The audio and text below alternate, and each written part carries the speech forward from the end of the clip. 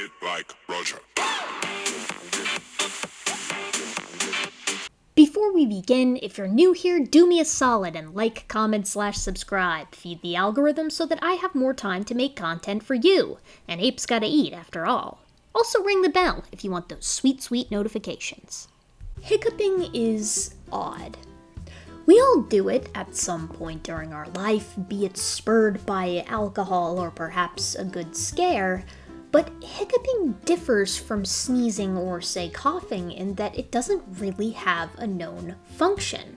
I'm sure we've all had a moment where we get a terrible bout of the hiccups and then we think to ourselves, why is it like this? Oh, damn. Wonder how long I'm gonna have these hiccups for. Hiccuping, physiologically, is the sudden closure of the vocal folds, followed by a contraction of the respiratory muscles. They can last several seconds, or minutes, as with most people, hours for the more unfortunate, or decades, if you've perhaps pissed off a local witch or a cosmic deity. Nearly every mammal gets the hiccups, and they occur as early as while the animal is in the womb. Newborn humans can spend upwards of 2.5% of their time just sitting there, hiccuping. Categorized as a reflex, hiccuping is controlled by a very ancient region of our brains known as the medulla. The medulla is also responsible for other vital functions of our bodies, such as blood vessel dilation, heart rate, breathing. The medulla also is in charge of all digestion, our sneezes, our involuntary coughs, vomiting, and of course, the hiccup. The medulla is located in the brainstem, just above kind of where the spinal cord begins, near the pons. And if something goes wrong with it, the odds that you're just going to up and die are pretty high. You really don't want to screw with your medulla. Unless, of course, it happens in the very small region of this structure that deals with the hiccups, the odd man out, the singular controlled sort of function that doesn't manage life and death situations. Charles Osborne was a young man when one afternoon he picked up a pig that was perhaps a bit too large to carry. He doubled over, dropping the pig, and a few hours later began hiccuping. He didn't stop for 69 years, and the eventual cause was determined to be a tiny hemorrhage in his medulla, right where the hiccup reflex is managed. It's estimated that he hiccuped over 430 million times. Yikes. But okay, why is there a reflex for hiccuping in the first place? And why is it located with so many other drastically vital functions like, breathing, or your heart rate? Over the years, many scientists, both brilliant and odd, have attempted to zero in on exactly why it is that we hiccup, and why that reflex is located in such an odd location. In 1899, Ferroni proposed that hiccups are a preparatory measure for a fetus. Newborns and fetuses hiccup a lot, so it must be in an effort to strengthen the respiratory muscles, or so he proposed. But critics nixed this due to the composition of these muscles. The respiratory muscles are slow twitch, and thus quick contractions are unlikely to help them out very much. Advantages for hiccuping have been proposed, of course, most famously in the advent of its beneficial impact on swallowing or infant suckling. But neither of these really explain why we get the hiccups when we're not attempting to swallow something, or why we don't get them to such a high degree that we see in infancy throughout our entire lives. Pathological cases of the hiccups have been linked to epilepsy and stroke, with the sufferers reporting these unrelenting cases of the hiccups after their seizure or their stroke. But these are only, of course, a good explanation for hiccups gone wild, and not so much for us run-of-the-mill mammals with run-of-the-mill cases. But back in 2003, Strauss et al. Took a different approach. Amphibians, reptiles, and fish all seem to be free from the hiccups to our knowledge, at least in the classical sense. But amphibians in particular have a very analogous reflex to them: gill ventilation. Let's take a quick step back. When we mammals breathe, we do so using a method known as ventilation, or sometimes respiration. We use our inspiratory muscles such as the diaphragm, the peristernal intercostal muscles, the external intercostal muscles, and several neck muscles to pull in air for pulmonary gas exchange. Nom nom, I love oxygen. Then we put our abdominal muscles to work in order to push air containing CO2 out. This euneic breathing is in sharp contrast to what hiccups do. With hiccups, we have a sharp inspiration, the inhibition of expiratory muscles, and then a subtle glottal closure. This is why you can't breathe out during a hiccup. Your deep-time brain is putting its foot down.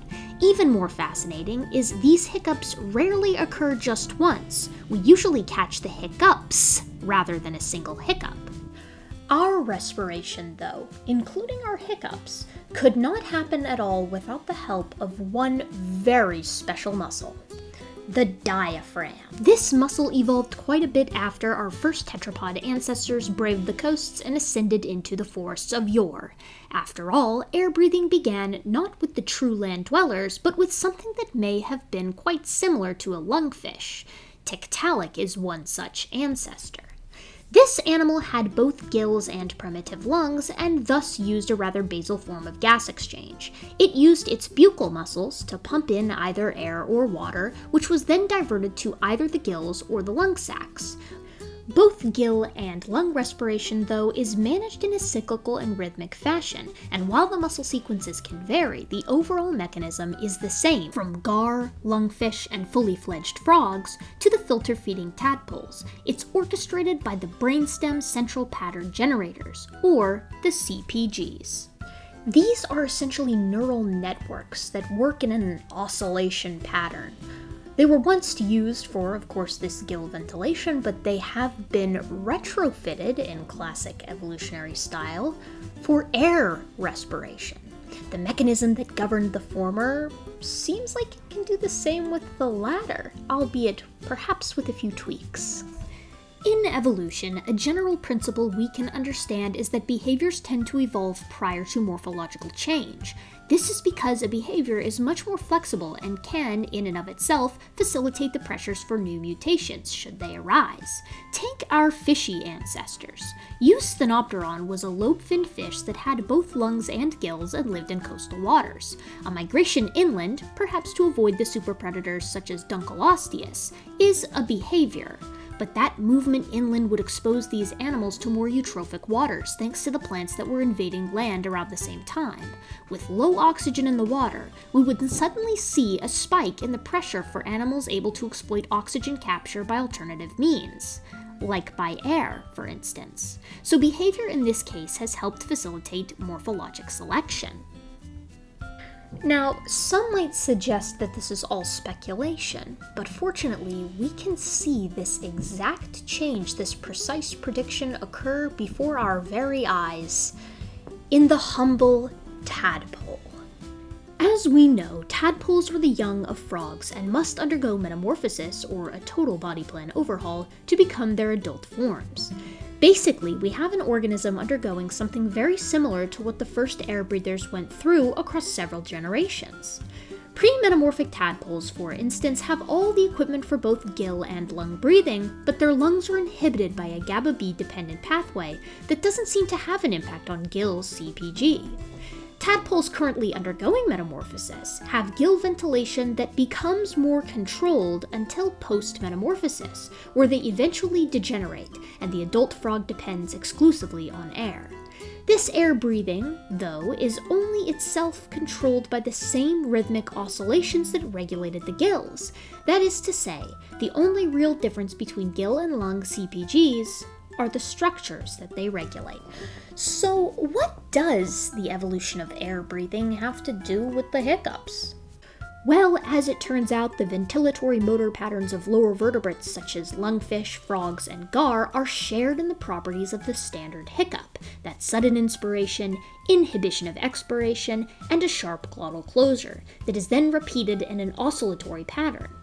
As such, it has been heavily proposed that the hiccup is simply a resurgence of an archaic motor pattern that governs the breathing in modern frogs and in ancient early air breathers.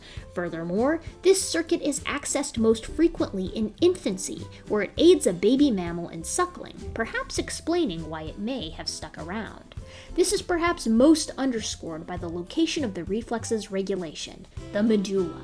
It seemed odd that such a trivial reflex would be controlled by one of our oldest brain regions, but it may very well be that the hiccup used to control a much more vital function, basal air respiration. So next time you catch a case of the hiccups, know that each embarrassing squeak is perhaps echoing the first gasps of some ancient lungfish tentatively making its way up the coast. Sight set on land. Today we'll end the video with something a bit new, Sapiens Spotlight. Here I try to send a little bit of love to a channel that is new or underappreciated so that they have the opportunity to share their hard work and cool information. Today is Brainbug, who does videos on arthropods of all sorts. Check them out in the description.